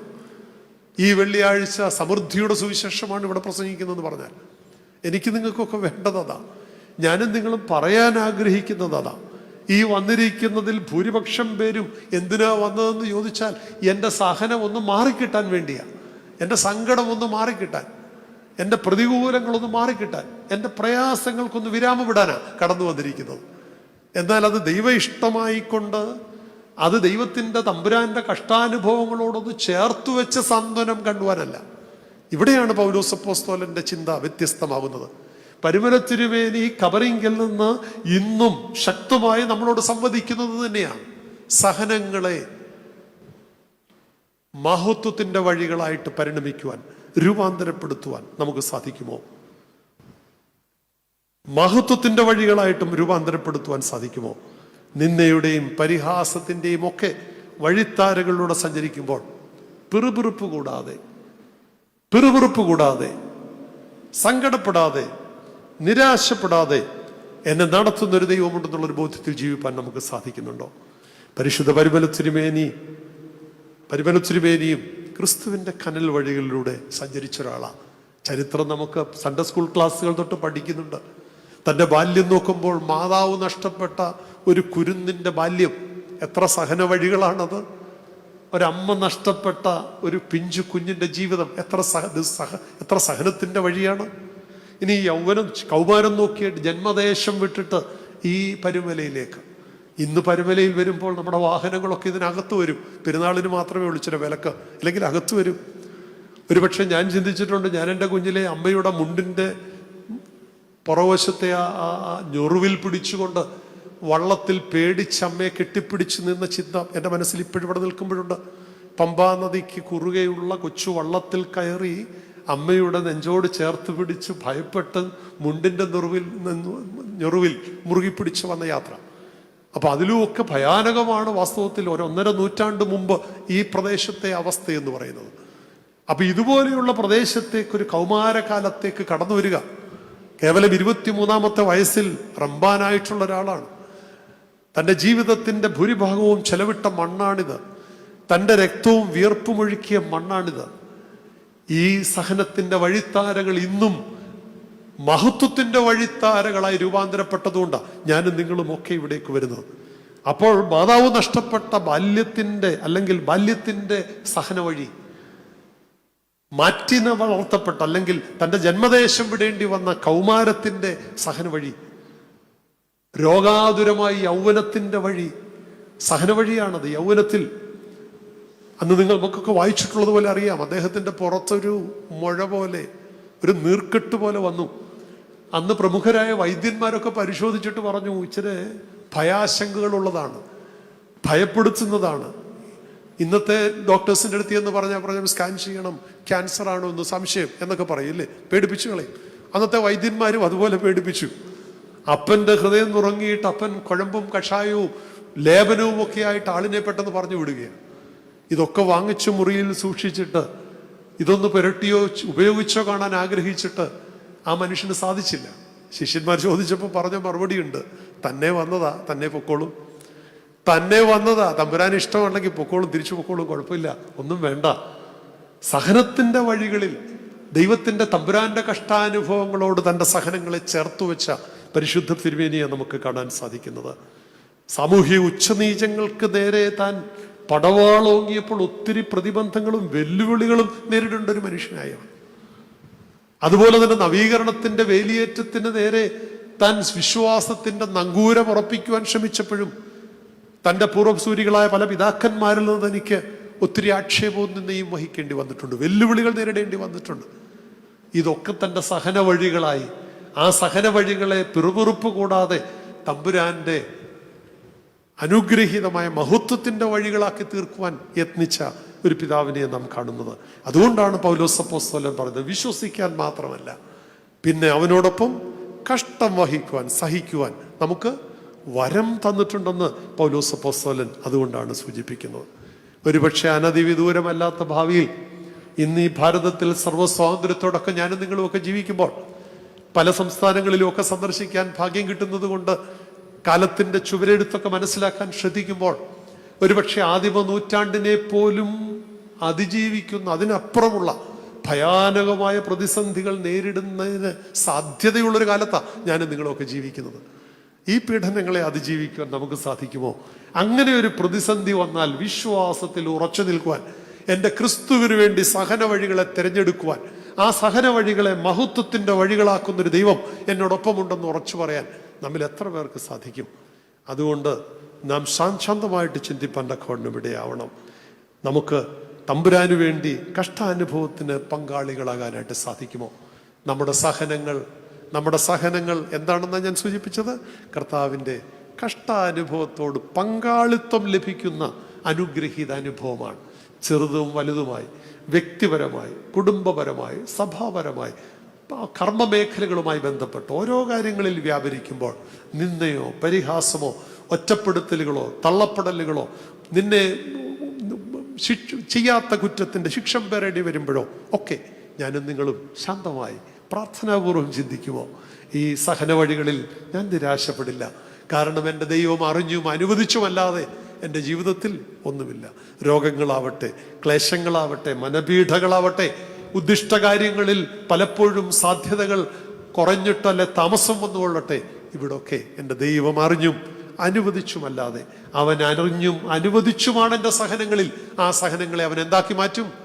അവൻ മഹത്വത്തിൻ്റെ വഴികളായി, എനിക്ക് മഹത്വത്തിൻ്റെ വഴികളായി തീർക്കും എന്നുള്ളൊരു ബോധ്യം. അതെ, നമുക്ക് ബോധ്യം അതാ. ക്രിസ്തു കാട്ടിയത് അങ്ങനെയുള്ള വഴിയാണ്.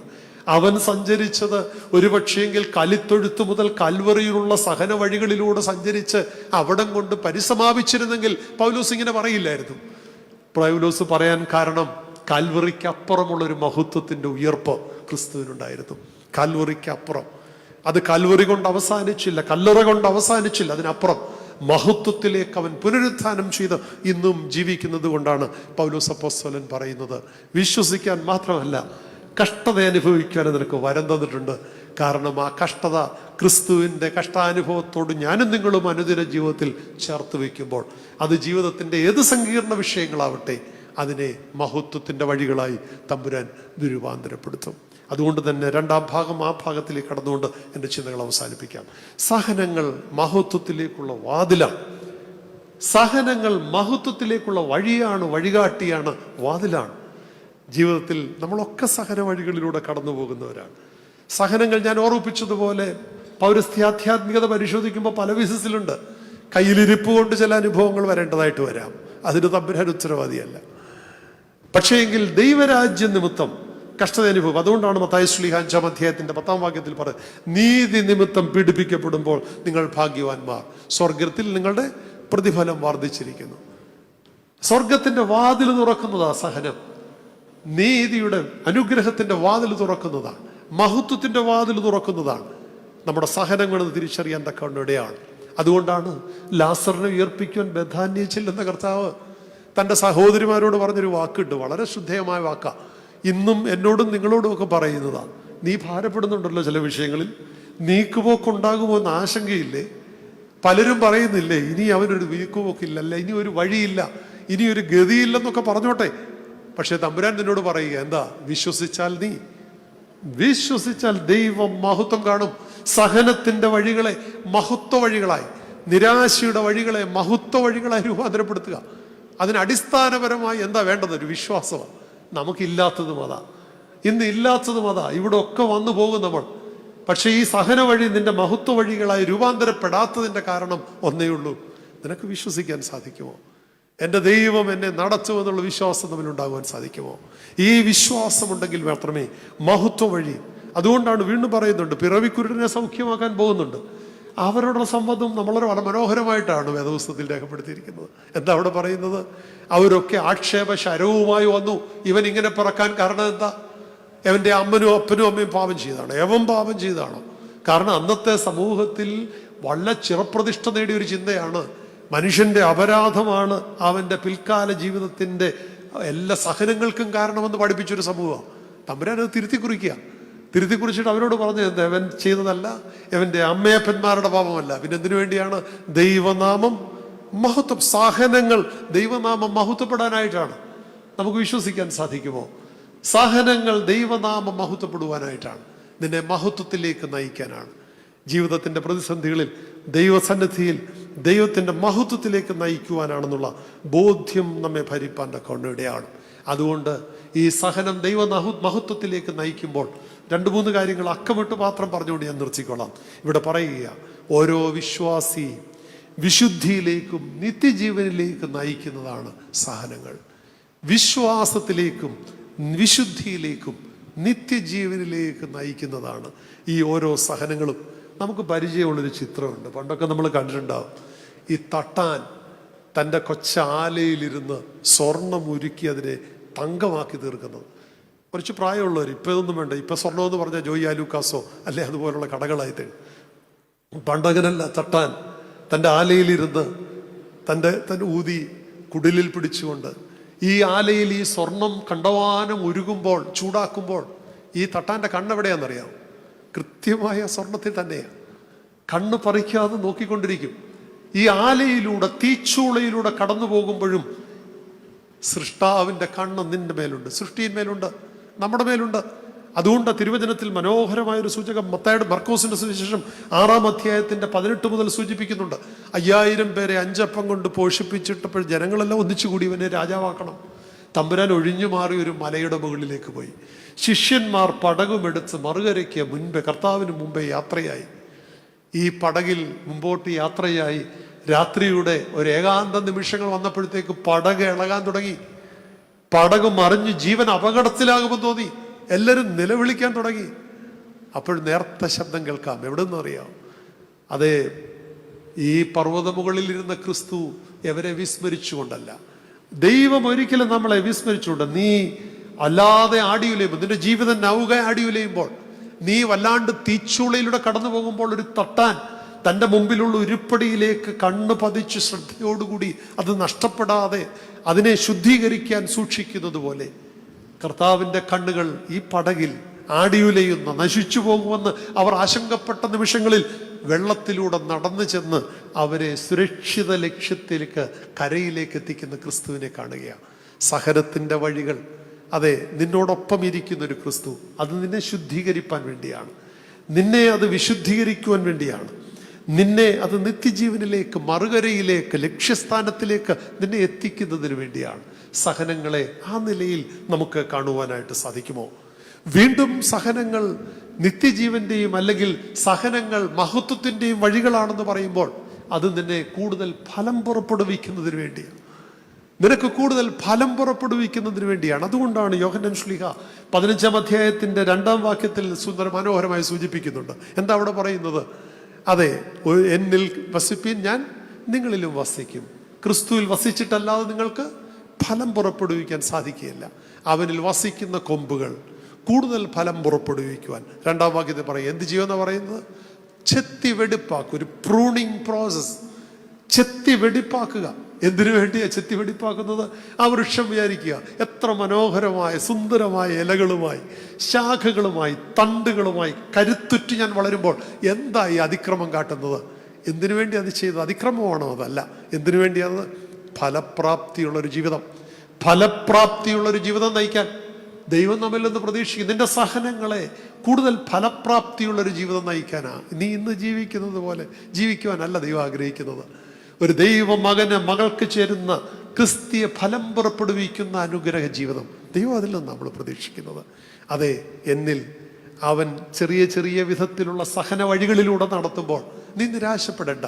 അത് നിന്നെ നിത്യജീവനിലേക്ക്, വിശുദ്ധിയിലേക്ക്, ഈ വേദഭാഗം പറയുന്നു, നിന്നെ ഫലപ്രാപ്തിയുള്ളവനാക്കാനാ.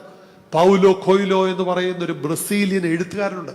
അദ്ദേഹത്തിൻ്റെ മനോഹരമായ ഒരു കഥാസമാഹാരമുണ്ട്. അതിൻ്റെ പേര് ലൈക്ക് ദ റണ്ണിങ് വാട്ടേഴ്സ് എന്നാണ്. അതിലെ ഒരു കഥയാണ് the story of the pencil. അതിനകത്ത് 5 ഭാഗങ്ങൾ പറയുന്നുണ്ട്. അതൊന്നും ഞാൻ വിശദീകരിക്കുന്നില്ല വിസ്താര ഭയത്താൽ. ഒരു കാര്യം, ഒരു പെൻസിൽ മനോഹരമായി ഒരുക്കി അത് കവറിൽ ഇടുന്നതിന് മുമ്പ് ആ പെൻസിലിനോട് ഒരു ഒരു ഒരു നിർദ്ദേശം കൊടുക്കുന്നത് പോലെയാണ് സൂചിപ്പിക്കുന്നത്. അതിൻ്റെ ഉടയവൻ പറയുകയാണ്, ഈ പെൻസിൽ നിന്നെ എടുത്ത് ചിലരൊക്കെ വെട്ടും, അതിൻ്റെ തടിക്കഷ്ണങ്ങളൊക്കെ ചെത്തിമിനുക്കും, അല്ലെ കട്ടറിലിട്ട് വല്ലാണ്ട് നിന്നെ ഞെരുക്കി നിന്റെ തലഭാഗമൊക്കെ ഒന്ന് വൃത്തിയാക്കും. എന്നിട്ട് അതിൽ മനതെളിഞ്ഞു വരുമ്പോൾ ചിലപ്പോൾ നിലത്തിട്ടുരച്ചത് ഷാർപ്പൻ ചെയ്യും. വേദനിക്കും, നിനക്ക് അസഹനീയമായിട്ട് തോന്നും. പക്ഷെ എന്തിനു വേണ്ടിയാണ് ഇതൊക്കെ ചെയ്യുന്നത്? നിന്റെ പെർഫോമൻസ് മെച്ചമാകാൻ, നിന്നിലൂടെ നല്ല വരകൾ ലഭിപ്പാൻ, നീ എഴുതുമ്പോൾ അത് നന്നായി തെളിഞ്ഞു കിട്ടാൻ. ഒരു പക്ഷേങ്കിൽ പുതിയൊരു പെൻസിൽ അതിനെ വെട്ടുമ്പോൾ, അതിനെ മിനുസപ്പെടുത്തുവാൻ ശ്രമിക്കുമ്പോഴൊക്കെ അത് വേദനിക്കുന്ന അനുഭവങ്ങളും അത് കഠിനമായിട്ട് തോന്നാമെങ്കിലും അതിൻ്റെ ഉടയവൻ്റെ ലക്ഷ്യം മറ്റൊന്നല്ല, നിന്നിൽ നിന്ന് നല്ല വരകൾ ഫലം പുറപ്പെടുവിക്കുവാൻ, ചെത്തി വെടിപ്പാക്കുന്ന നല്ല ഫലം പുറപ്പെടുവിക്കുവാനാണ്. ഇത് തിരിച്ചറിയാൻ സാധിക്കണം. അതുകൊണ്ട് പലപ്പോഴും ഞാനും നിങ്ങളുമൊക്കെ നിരാശപ്പെടാറുണ്ട്. ചുറ്റും നോക്കിയിട്ട് എടാ അങ്ങനെ ഇങ്ങനെ നടക്കുന്നതിനൊന്നും ഒരു കുഴപ്പമില്ലല്ലോ, എന്തേ ദൈവത്തെ അറിഞ്ഞ് ജീവിക്കുവാൻ, ആരാധനയിൽ അധിഷ്ഠിതമായി ജീവിക്കുവാൻ, ഒരുമാതിരി അച്ചടക്കത്തോടെ ജീവിക്കാൻ ശ്രമിക്കുന്ന ഞാൻ വീണ്ടും വീണ്ടും ബാധിക്കപ്പെടുന്നു. സങ്കീർത്തനക്കാരൻ 73 പറയുന്നുണ്ട്, അവൻ്റെ കണ്ണുന്തി നിൽക്കുന്നു, അവനൊന്നും ബാധിക്കുന്നില്ല. പക്ഷേ ഞാനോ എപ്പോഴും ഭാരപ്പെടുകയാണ്, നിരാശപ്പെടുകയാണ്, നിലവിളിക്കുകയാണ്. അതിൻ്റെ അന്ത്യത്തെക്കുറിച്ച് പറയുന്നുണ്ട്, അവനെ അവസാനത്തിൽ വഴുവഴുപ്പിൽ നിർത്തും, നിന്നെയോ അവൻ ചേർത്തുകൊള്ളും. അതെ, അവസാന ന്യായവിധിയിലാണ് ഈ സഹനങ്ങൾ മഹത്വത്തിൻ്റെ വഴിയാണോ അതോ നാശത്തിൻ്റെ വഴിയാണോ എന്ന് നാം തിരിച്ചറിയുന്നത്. നിന്റെ സഹനങ്ങളെ നന്മയുടെ, വിശുദ്ധിയുടെ, മഹത്വത്തിൻ്റെ വഴിയിലേക്ക് നയിക്കുന്ന ദൈവമാണ്. അതുകൊണ്ട് ഈ സഹനങ്ങൾ ക്രിസ്തുവിൻ്റെ കഷ്ടാനുഭവത്തോട് ചേർത്ത് വയ്ക്കുമ്പോൾ അത് നിന്നെ ജീവനിലേക്കും അതിലുപരിയായി വിശുദ്ധിയിലേക്ക് നയിക്കുന്ന അനുഭവങ്ങളാകും. രണ്ടാമത് അവിടെ പറയുന്നത്, അത് അധികം ഫലം പുറപ്പെടുവിക്കുവാൻ, നിന്നെ കുറച്ചുകൂടെ മെച്ചപ്പെട്ട, കുറച്ചുകൂടെ നല്ല പെർഫോമൻസ് ഉള്ള, നല്ല ആത്മീയ ഫലം പുറപ്പെടുവിക്കുന്ന ദൈവമകനായി, മകളായി തീർക്കുവാനാണ് ഈ പ്രതിസന്ധികൾ, അല്ലെ ഈ സഹനങ്ങളെന്ന് തിരിച്ചറിയാൻ സാധിക്കണം. വീണ്ടും സഹനങ്ങളെക്കുറിച്ച് നാം സൂചിപ്പിക്കുന്നുണ്ട്. അവിടെ പറയുന്നത് ദൈവദർശനം ലഭിക്കുന്നതിന് വേണ്ടിയാണ്. നിന്റെ പ്രയാസങ്ങളുടെ നടുവിലാണ് ചിലപ്പോൾ ദൈവമുഖം കാണുന്നത്. പൗലോസ് തൻ്റെ സ്വന്തം ജീവിതാനുഭവത്തിൽ കണ്ടതാണ്. ഒരു പക്ഷേങ്കിൽ എല്ലാവരെയും നശിപ്പിക്കുവാൻ ഓടി നടന്നവൻ ദൈവപാതയിലേക്ക് തിരയുന്നത് ദമസ്കോസിന്റെ പടിവാതിൽക്ക് വെച്ചാണ്. ഇടിവെട്ടിയതുപോലെ അവൻ കുതിരപ്പുറത്തുനിന്ന് താഴേക്ക് വീഴുകയാണ്. എഴുന്നേറ്റ് നോക്കിയപ്പോൾ തപ്പിത്തടയുകയാണ്, കണ്ണിന്റെ കാഴ്ച പോയി, നിരാശപ്പെട്ടു. യൂദായുടെ വീട്ടിൽ കൊണ്ടവനെ പാർപ്പിക്കുന്നുണ്ട്. അത് അപ്പോസ്തലപ്രവൃത്തികൾ 9-ാം അധ്യായത്തിന്റെ 1-ാം വാക്യത്തിൽ സൂചിപ്പിക്കുന്നുണ്ട്.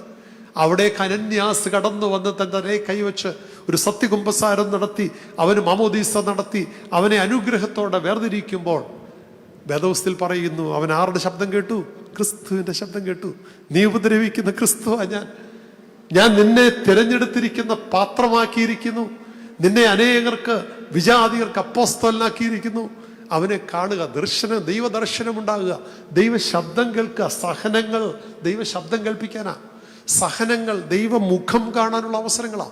നിരാശപ്പെടരുത്, നീ ദൈവത്തെ തള്ളിപ്പറയാനിടയാവരുത്. അവസാനത്തോളം സഹിച്ചു നിൽക്കുന്നവൻ ദൈവശബ്ദം കേൾക്കുവാൻ, ദൈവമുഖം കാണുവാൻ നമുക്ക് സാധിക്കും. യോബ് അങ്ങനെയാ പറയുന്നത്. യോബിന്റെ വേദനകളിൽ ഇനിയെങ്കിലും തള്ളിപ്പറഞ്ഞുകൂടെ എന്ന് ഭാര്യ ചോദിച്ചപ്പോൾ പോലും അവൻ പറയുന്നുണ്ട്, ഈ ദേഹം ക്ഷയിച്ചാൽ ദേഹരഹിതനായി ഞാൻ എൻ്റെ ദൈവത്തെ കാണും. ദൈവത്തെ കാണാനുള്ള വഴിയാണ്, ദൈവത്തെ കാണാനുള്ള മുഖാന്തരമാണ് ജീവിതത്തിൻ്റെ പങ്കപ്പാടുകൾ, കഷ്ടപ്പാടുകൾ, വേദനകൾ, രോഗങ്ങൾ, പ്രതികൂലങ്ങളൊന്നൊക്കെ തിരിച്ചറിയാൻ തക്കവണ്ണം എന്നെ ഭാഗം വിടുകയാണ്. സഹനങ്ങൾ നമുക്ക് ശക്തി പകരാനാ. സഹനങ്ങൾ നിനക്ക് കരുത്ത് പകരാനാ. നാട്ടിലൊക്കെ നമ്മൾ പറയും പട്ടാളക്കാർക്ക് നല്ല മനക്കരുത്താണ്. എങ്ങനെ ഈ പട്ടാളക്കാർക്ക് മനക്കരുത്ത് കിട്ടുക? നിരന്തരം അവർ പോരാട്ടത്തിന്റെ മുഖത്താണ് നിൽക്കുന്നത്. പോരാട്ടം മുഖത്ത് നിൽക്കുമ്പോൾ അവർക്കൊരു ഉൾക്കരുത്തും മനക്കരുത്തും ഭയങ്കര. പ്രതിസന്ധികളിലൂടെയും സഹന വഴികളിലൂടെയും നടക്കുമ്പോൾ നമുക്കൊരു മനക്കരുത്ത്, ആത്മബലം, ആത്മശക്തി നമുക്ക് ലഭിക്കും. ഇല്ലെങ്കിൽ ഒരിക്കലും ആത്മശക്തി നമുക്ക് ലഭിക്കുകയില്ല. അതിൻ്റെ മനോഹര ഉദാഹരണമാണ് ആവർത്തന പുസ്തകം 32-ാം അധ്യായത്തിന്റെ 11-ാം വാക്യത്തിൽ. എത്ര മനോഹരമായിട്ടാണ് സൂചിപ്പിക്കുന്നത്. അവിടെ പറയുന്നുണ്ട്, കഴുകൻ തൻ്റെ കുഞ്ഞുങ്ങളെ വളർത്തുന്നത്. കഴുകന് കുഞ്ഞുങ്ങളെ വളർത്താനായിട്ട് മനോഹരമായ കൂടാണ് ഉണ്ടാക്കുന്നത്. വളരെ സോഫ്റ്റ് ആയിട്ടുള്ള സാധനങ്ങളൊക്കെ അവൻ ശേഖരിച്ചു കൊണ്ടുവന്ന് അതിനകത്ത് നല്ല ഒരു വരിയൊക്കെ ഉണ്ടാക്കും, മനോഹരമായ ഒരു സീലിംഗ് ഒക്കെ ഉണ്ടാക്കും. കാരണം അതിൻ്റെ മൃദുലമായ ശരീരം എവിടെ സ്പർശിച്ചാലും വേദനിക്കരുത്. അത്ര കരുതലാണ് ആ കുഞ്ഞിനെ സംബന്ധിച്ചുള്ളത്, കുഞ്ഞുങ്ങളെ സംബന്ധിച്ച് കഴുകൻ കരുതുന്നത്. പക്ഷെ ഒരു പ്രായമായി കഴിഞ്ഞാൽ അവിടെ പറയുകയാണ്, കഴുകൻ തൻ്റെ കൂടനക്കി കുഞ്ഞുങ്ങളെ തള്ളിക്കളയും, ഇല്ലേ? തള്ളി താഴെയിടും അല്ലേ? നമ്മൾ പാട്ട് പാടാറുണ്ടല്ലേ, കൂടുകളെ കൂടെ കൂടിളക്കി പറക്കുവാനായി നമ്മെ ശീലിപ്പിച്ചു, ചിറകുകൾ അതിന്മേൽ വഹിച്ചു എന്നെ, നിലംപരിചായി ഞാൻ നശിച്ചിടാതെ, നിലംപരിചായിട്ട് നശിച്ചു പോകാതെ ചിറകിന്മേൽ വഹിക്കുക. ഈ കൂടെ ഇളക്കി വിടുന്നുണ്ടെ ആ കുഞ്ഞു പക്ഷിയോ കാണുന്ന പക്ഷികളോ വിചാരിക്കുക, എത്ര ഭീകരനായി മനുഷ്യൻ, തൻ്റെ സ്വന്തം കുഞ്ഞുങ്ങളെ കണ്ണിൽ ചോരയില്ലാതെ കൂടെ ഇളക്കി താഴേക്ക് പതപ്പതിക്കുക. പക്ഷേങ്കിൽ ആ കുഞ്ഞ് നശിച്ചു പോകാനാണോ അപ്പൻ്റെ ആഗ്രഹം? തള്ളപ്പക്ഷിയുടെ ആഗ്രഹം അല്ല. അത് നിലത്ത് വീഴാകുന്ന വരുമ്പോഴത്തേക്ക് ചിറക് കൊണ്ടുവന്നതിനെ വഹിച്ച് വീണ്ടും ഉയരങ്ങളിലേക്ക് കൊണ്ടുപോവുകയാണ്. വീണ്ടും അങ്ങനെ ആവർത്തിച്ച് ചെയ്യുമ്പോഴാണ് ഈ കുരുന്നു പക്ഷികൾ അതിൻ്റെ ചിറകടിച്ച് വിരിച്ച് തൻ്റെ ശക്തി കൂടുതൽ പ്രോജ്വലമാക്കി ചിറകുകൾക്ക് കരുത്തു പകർന്നുകൊണ്ട്, നമ്മുടെ ആത്മീയ ജീവിതത്തിന് കരുത്തു പകർന്നുകൊണ്ട് ഏത് പ്രതിസന്ധികളെയും അതിജീവിക്കുവാനുള്ള ശക്തി പകരുകയാണ് നിന്റെ സഹന വഴികൾ. അതിനെ മഹത്വത്തിൻ്റെ വഴികളായിട്ട് തമ്പുരാൻ രൂപാന്തരപ്പെടുത്താനായിട്ടാണ്. കഴുകൻ തൻ്റെ കുഞ്ഞുങ്ങളുടെ ചിറകുകൾക്ക് കരുത്തു പകർന്നുകൊണ്ട് അതിനെ സ്വയം പര്യാപ്തമായി അനന്തവിഹായുസിലേക്ക് പിന്നീട് പറന്നുയരുമ്പോൾ ഈ കുഞ്ഞുങ്ങൾ കരുതും, എൻ്റെ അപ്പൻ അന്ന് കൂട്ടിൽ തന്നെ വച്ചിരുന്നെങ്കിൽ ഒരിക്കലും എനിക്ക് പറക്കമുറ്റുവാൻ കഴിയുമായിരുന്നില്ല. പ്രതിസന്ധികളിലൂടെ ഒക്കെ നയിക്കപ്പെടുമ്പോൾ അത് ശിക്ഷയായിട്ടോ അല്ലെങ്കിൽ അത് ശാപമായിട്ടോ കാണാൻ ഇടയാവരുത്. അതിനപ്പുറം ദൈവം അറിഞ്ഞും അനുവദിച്ചും തരുന്ന ശിക്ഷണങ്ങളിൽ അവൻ്റെ കണ്ണ് നമ്മെ നോക്കിക്കൊണ്ടിരിക്കും. അത് നിന്നെ ശുദ്ധീകരിക്കുവാനാണ്, നിന്നെ ശക്തീകരിക്കാനാണ്, നീ കൂടുതൽ ഫലം പുറപ്പെടുവിക്കുന്നവനായിട്ട് തീരുവാനാണ്, നിനക്ക് ആത്മകരുത്തും ശക്തിയും പകരുവാനാണ്. നീ തീയിൽ കുരുത്താൽ വെയിലിൽ വാടില്ലെന്ന് പറയും. നിന്നെ കൂടുതൽ ശക്തിയും കരുത്തും പകരുവാനാണ്. അതുകൊണ്ട് സഹനങ്ങൾ ശക്തി പകരാനാണെന്നുള്ള ബോധ്യമുണ്ടാവണം. ഒന്നുകൂടെ പറഞ്ഞ് പെട്ടെന്ന് നിർത്താം. സഹനങ്ങൾ ആത്യന്തികമായി നമ്മെ മഹത്വത്തിലേക്ക് നയിക്കുന്നതാണെന്ന് പറഞ്ഞു. ക്രിസ്തുവിൻ്റെ സഹന വഴികൾ ഞാൻ പറഞ്ഞു. എൻ്റെ കാലിത്തൊഴുത്ത് തൊട്ട് കൽവറി വരെ സഹനത്തിൻ്റെ വല്ലാത്തൊരു നീണ്ട പട്ടികയാണ് കാണുന്നത്. ഇതിലൂടെ ഒക്കെ സഞ്ചരിച്ചപ്പോൾ ഒരു നിമിഷം പോലും, ഒരു നിമിഷത്തിൽ താനൊന്ന് പറഞ്ഞു, കഴിയുമെങ്കിൽ ഈ പാനപാത്രം അല്ല നിന്റെ ഇഷ്ടം, ദൈവത്തിൻ്റെ ഇഷ്ടത്തിന് സ്വയം വിധേയപ്പെടുന്ന ഏകജാതൻ. നമുക്ക് സഹനങ്ങളുടെ വഴികളിൽ ഇതുപോലെ നെടുവീർപ്പിൻ്റെ നിമിഷങ്ങളുണ്ടാകുമ്പോഴും എൻ്റെ ദൈവത്തിൻ്റെ ഇഷ്ടത്തിന് എനിക്ക് വിധേയപ്പെടുവാൻ സാധിക്കുമോ? കർത്തൃ ശിഷ്യന്മാർ, പത്രോസ് പൗലോസ് സ്ലീഹന്മാരുടെ പള്ളിയാണല്ലോ ഇത്. എന്തേ ആ പിതാക്കന്മാർ അനുസ്മരിക്കപ്പെടുക? ശിഷ്യന്മാർ എന്തേ വാനോളം പുകഴ്ചപ്പെടുക? കാരണം മറ്റൊന്നുമല്ല, അവർ നേരിടേണ്ടി വന്ന പീഡനങ്ങളെ, അത് സഹന വഴികളെ ക്രിസ്തുവിൻ്റെ കഷ്ടാനുഭവത്തോട് ചേർത്ത് വെച്ചപ്പോൾ അവർക്കത് ജീവിതത്തിൽ മഹത്വത്തിൻ്റെ വഴികളായി രൂപാന്തരപ്പെട്ടതുകൊണ്ടാണ് ഇന്നും മനോമുഖരങ്ങളിൽ സ്വാധീനമായി ഈ പിതാക്കന്മാർ നിൽക്കുന്നത്. അമ്മ തൻ്റെ ജീവിതത്തിലുടനീളം കണ്ണുനീരിൻ്റെ വഴിത്താരയിലും സഹന വഴിത്താരയിലും സഞ്ചരിച്ചതാണ്. തൻ്റെ ബാല്യവും തൻ്റെ യൗവനവും, ഒരുപക്ഷെ തൻ്റെ ഏകജാതന് ജന്മം കൊടുക്കുവാൻ ഭാഗ്യം സിദ്ധിച്ചു എന്നത് കഴിഞ്ഞാൽ ശീമോൻ ദേവാലയ വാതുക്കൽ വെച്ച് പറഞ്ഞത് അക്ഷരാർത്ഥത്തിൽ ഹൃദയത്തിലൂടെ വാൾ കടക്കുന്ന അനുഭവങ്ങളിലൂടെ അമ്മ കടന്നുപോയി. പക്ഷെ അമ്മ പരിഭവിച്ചില്ല. കൽവറിയുടെ കുരിശിന്റെ ചുവട്ടിൽ തൻ്റെ ഏകജാതന് അതിദാരുണമായി കടന്നു പോകേണ്ടത് കാണേണ്ടി വന്നപ്പോഴും അമ്മ നിരാശപ്പെട്ടില്ല. കാരണം ദൈവം അറിഞ്ഞു അനുവദിച്ചു, അല്ലാതെ ജീവിതത്തിൽ ഒന്നുമില്ലെന്നുള്ള ബോധ്യം. അതുകൊണ്ടാണ് ആ മഹത്വത്തിൻ്റെ അനുഭവത്തിലേക്ക് പറയുന്നു, ലോകം മുഴുവൻ എന്നെ ഭാഗ്യവതി എന്ന് വാഴ്ത്തും. ഇന്നും വാഴ്ത്തുന്നത് അതുകൊണ്ടാണ്. സഹന വഴികളെ തമ്പുരാൻ അനുഗ്രഹത്തിൻ്റെ, അതെ, സന്തോഷത്തിൻ്റെ, മഹത്വത്തിൻ്റെ വഴികളായിട്ട് രൂപാന്തരപ്പെടുത്തും എന്നുള്ളതിന് സംശയമില്ല. പരുമല തിരുവേനി കാലം ചെയ്ത് കാലയവനികയ്ക്കുള്ളിൽ മറഞ്ഞ് 122 വർഷം പിന്നിടുമ്പോഴും ഒരു ജലപ്രളയം പോലെ പ്രളയാതുല്യമായി ജനസമൂഹം ഇവിടേക്ക് ഈ നാളുകളിൽ ഒഴുകിയെത്തുന്നതിൻ്റെ കാരണം എന്താ? തൻ്റെ സഹനങ്ങളെ മഹത്വത്തിൻ്റെ അനുഭവങ്ങളാക്കി, ക്രിസ്തുവിൻ്റെ കഷ്ടാനുഭവങ്ങളോട് ചേർത്ത് മഹത്വ കാരണങ്ങളാക്കി മാറ്റിയത് കൊണ്ടാണ് ഇന്നും ആ അനുഗ്രഹീത മഹത്വത്തിൻ്റെ പ്രഭ ഇവിടെ ചൊരിഞ്ഞുകൊണ്ടിരിക്കുന്നത്, നമ്മിലേക്ക് സന്നിവേശിപ്പിച്ചുകൊണ്ടിരിക്കുന്നത്.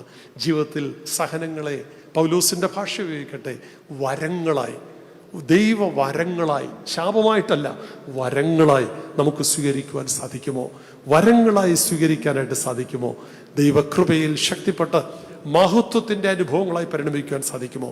പൗലോസ് അപ്പോസ്തലൻ മനോഹരമായി ഫിലിപ്പ് ലേഖനം 1-ാം 29-ാം വാക്യത്തിൽ ഈ പ്രഭാതത്തിൻ്റെ ധ്യാനത്തിനായി നമ്മുടെ മുമ്പിൽ വെച്ച് വാക്യവും അതന്നെയാണ്. ക്രിസ്തുവിൽ വിശ്വസിക്കുവാൻ മാത്രമല്ല അവന് വേണ്ടി കഷ്ടം അനുഭവിപ്പാനും നിങ്ങൾക്ക് വരം നൽകിയിരിക്കുന്നു. ഈ വരദാനം പരിശുദ്ധ പരിമല തിരുമേനിയുടെ അനുഗ്രഹീത മാതൃക ചേർത്ത് പിടിച്ചുകൊണ്ട് ക്രിസ്തുവിൻ്റെ സഹന വഴികൾ മഹത്വത്തിൻ്റെ വഴികളിൽ സമാപിച്ചത് കണ്ടുകൊണ്ട് അവൻ്റെ കഷ്ടാനുഭവങ്ങളോട് എൻ്റെയും നിൻ്റെയും ചെറുതും വലുതുമായ ജീവിതത്തിൻ്റെ സഹന വഴികളെ ചേർത്ത് അവൻ എന്നെ മഹത്വത്തിലേക്ക് ചേർത്തുകൊള്ളും എന്നുള്ള ബോധ്യത്തോടെ ഉത്തമ സാക്ഷ്യത്തോടെ ക്രൈസ്തവ സാക്ഷ്യം നിലനിർത്തി നന്മയിൽ ജീവിപ്പാൻ ദൈവം എനിക്കും നിങ്ങൾക്കും ഓരോരുത്തർക്കും കരുത്തു പകരട്ടെ. ഈ 122-ാം പെരുന്നാൾ ആഘോഷങ്ങൾ ദൈവനാമ മഹത്വപ്പെടുവാനും സഭയുടെ കൊമ്പുയരുവാനും അനുഗ്രഹത്തിന് മുഖാന്തരമായി തീരട്ടെ. കടന്നു വന്നവരുടെ കണ്ണുനീരൊപ്പുന്ന അനുഗ്രഹത്തിൻ്റെ ഇടത്ത സാന്ത്വന വഴികൾ നമുക്കായി ദൈവം തമ്പുരാൻ പരിശുദ്ധൻ്റെ മധ്യസ്ഥയാൽ തുറന്നു തരട്ടെ എന്ന പ്രാർത്ഥനയോടെ ഈ അവസരം എനിക്ക് ബലഹീന എനിക്ക് ഒരുക്കി തന്ന എൻ്റെ ഗുരുതുല്യനായി സ്നേഹിക്കുന്നു വന്നിന് റംബാച്ചിലുള്ള സ്നേഹവും മറ്റ് പിതാക്കന്മാരുള്ള കരുതലും സ്നേഹവും അറിയിച്ചുകൊണ്ട് ക്ഷമയോടും ശ്രദ്ധയോടും കാതോർത്ത നിങ്ങൾ ഓരോരുത്തരോടും പ്രാർത്ഥനാപൂർവ്വം സ്നേഹം അറിയിച്ചുകൊണ്ടും എല്ലാവർക്കും ദൃശ്യ ശ്രവ്യ പരിധിയിൽ ശ്രദ്ധിക്കുന്നവർക്ക് സ്നേഹം അറിയിച്ചുകൊണ്ടും എൻ്റെ വാക്ക് നിർത്തുന്നു. ദൈവം അനുഗ്രഹിക്കട്ടെ.